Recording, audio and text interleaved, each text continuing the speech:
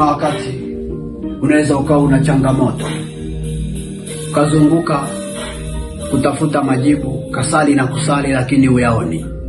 Kumbe jibu lipo kwenye kumjua Bwana. Najaribu kufikiria kama Ayubu angekuwa amjui Bwana, au kama Ibrahimu angekuwa amjui Bwana, yamkini angezunguka sana kwa ajili ya ile changamoto ya kukosa mtoto. Yamkini angeombewa kila mara. Yamkini angeshirikisha kila mtumishi. Najaribu tu kufikiria gharama ambayo Ibrahimu au Ayubu angeingia kama angekuwa mjui Bwana. Ndivyo yamkini hata wewe mahala ulipo kuna gharama kubwa umeingia, kuna malipo unalipa, kuna mateso unagharamikia, na jibu lipo kwenye kumjua Bwana.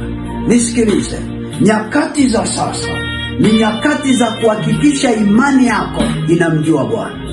Maana nyakati hizi tunaishi kwa imani, na si tu imani ya kawaida, bali ni imani inayomjua Bwana, ili tutende mambo makuu katika maisha yetu.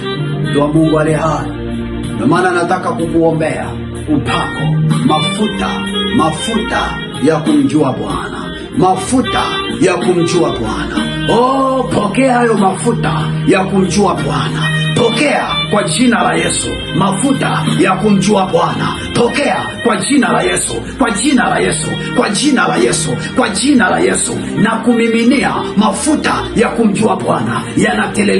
Yanateleleka. Oh, kuna watu mahala walipo wanapokea hayo mafuta, wanapokea hayo mafuta ya kumjua Bwana, ya kumjua Bwana, ya kumjua Bwana. Pokea mahala ulipo mafuta ya kumjua Bwana. Pokea kwa jina la Yesu, kwa jina la Yesu, kwa jina la Yesu. Yanateleleka, yanamiminika mafuta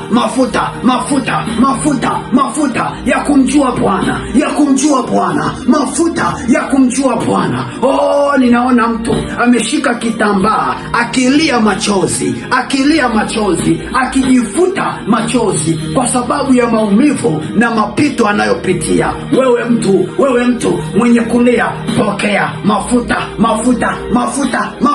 ya kumjua Bwana. Oh, ninaona mtu akikuna kichwa, mwingine akijishika kidevu kwa ajili ya kuanza mawazo ya kujiwazua, nitavukaje hapa? Nitatokaje kwenye hili? Mbona sioni pa kutokea? Na kumiminia mafuta ya kumjua Bwana, mafuta ya kumjua Bwana, mafuta ya kumjua Bwana. Pokea mafuta ya kumjua Bwana, na mimina